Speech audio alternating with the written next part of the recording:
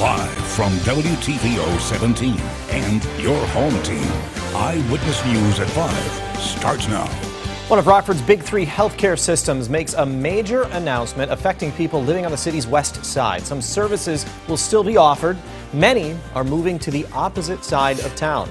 Rockford's police officers could soon have a new tool on their uniforms. We hear how the accessories helped a different state line department that's used the tech for a couple of years. People dreading making a rent payment at the first of the month get more time to apply for help. The new deadline hopes to keep families afloat and a roof over their heads. Good evening, I'm Eric Wilson. Mimi Murphy is off tonight. People on Rockford's west side will soon have a longer trip for emergency medical care. Mercyhealth announced a consolidation of services between the Rockton Avenue and Riverside campuses. CEO Javon Bay says the move is to streamline services. Mercy's Riverside campus will expand inpatient treatments and maintain its outpatient and clinical services. The Rockton Avenue Hospital will continue outpatient and clinical services. Mercyhealth sent out a list of those services the Rockton campus will provide. Emergency medical care is not on that list. The announcement also said EMS will bring trauma patients to the Riverside location. We have a reporter finding out more information on the consolidation. We'll hear from that person and get some reaction to the move coming up at 6. The process to bring body cameras to Rockford Police has officially started. City Council members approved a request for proposals during a Monday meeting. We told you about that last night. The move will allow companies to bid to put their cameras on Rockford police officers. Any bids will still have to be approved by City Council. Clear policies and procedures for the use of the cameras will also be established. Putting body cameras on RPD officers was one of the recommendations that came out of the city's listening sessions. It will be a while before Rockford officers have the new accessory. Police in Beloit have used body cameras for the past few years. A lieutenant there tells Dylan Saraki they aren't perfect, but overall the benefits outweigh the flaws. The transparency for the community, it's huge. Beloit Police Lieutenant David Elrod says body cameras have proven to be a big help for the department since being implemented in 2018. When they first came out, a lot of guys weren't particular about them, but now that they've been out for a couple years, officers don't think anything of it. It's just another piece of equipment, and I think since this has transpired and since we started with this, they see that they're very useful. Elrod thinks wearing the cameras has increased public trust in the police. He says the number of complaints filed against officers has gone down since the department purchased them. They're able to get a first eye, view of what it looks like from our perspective, what the officer's doing. Body cameras have also helped Beloit officers when it comes to solving crimes. In the investigative portion of it, they're able to review the body camera footage and watch the video over again. And that's a great investigative tool. But Elrod admits it can be difficult to capture all situations on video. Cameras on Beloit officers are automatically activated several ways, including when the lights on their squad car are turned on or they fire their taser, but some incidents are still missed. If there's something significant that's going on, we're not going to ask the officer to wait a second and turn on the body camera. So it's not going to be captured all of the time. But the few challenges that there are, having the body camera outweighs all of the challenges that come with it. Rockford City Council will still need to approve any bids before Rockford officers are outfitted with cameras.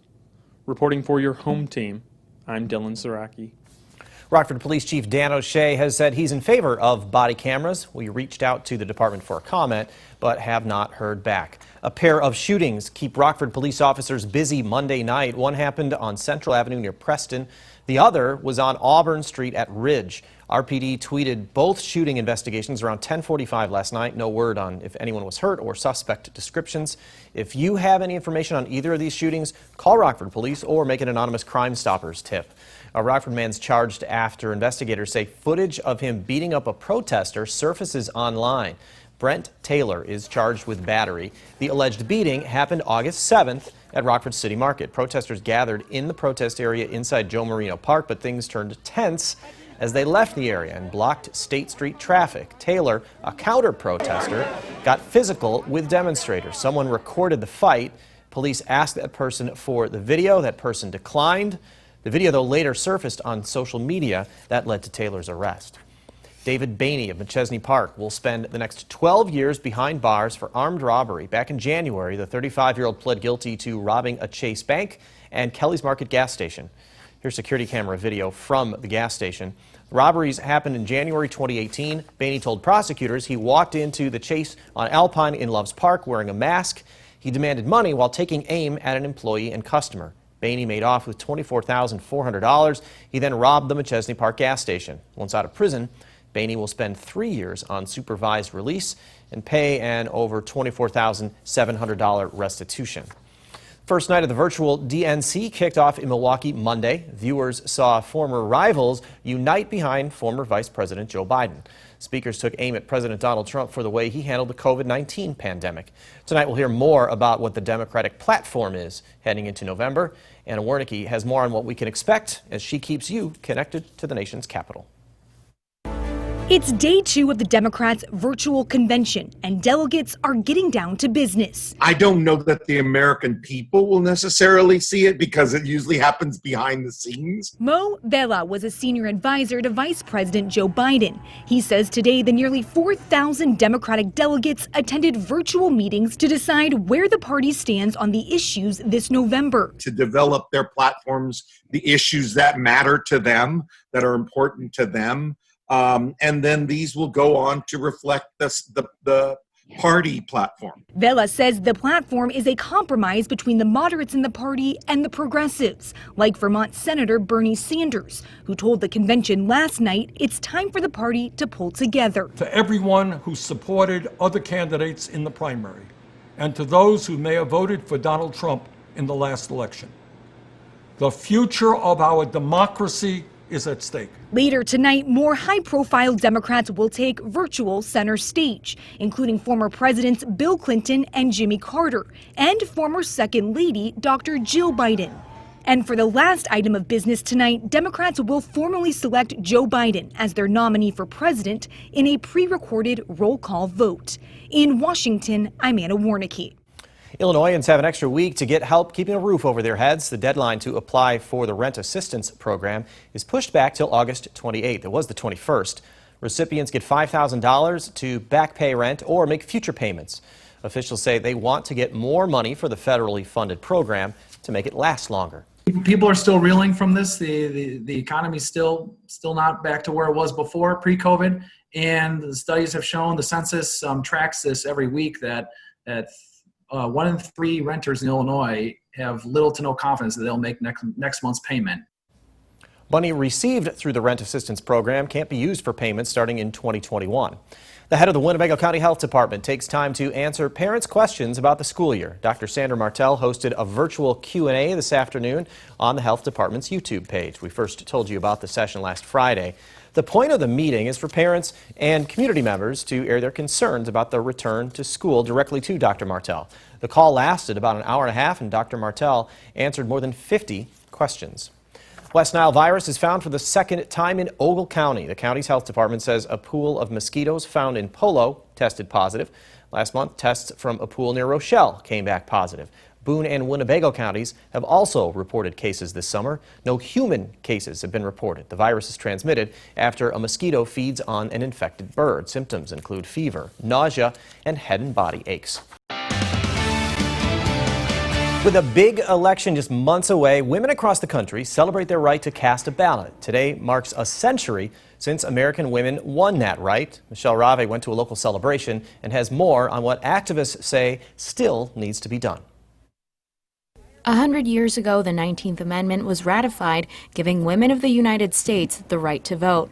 Tuesday, local leaders celebrated the victory. Several guest speakers took the stage to discuss the importance of the women involved in the suffrage movement.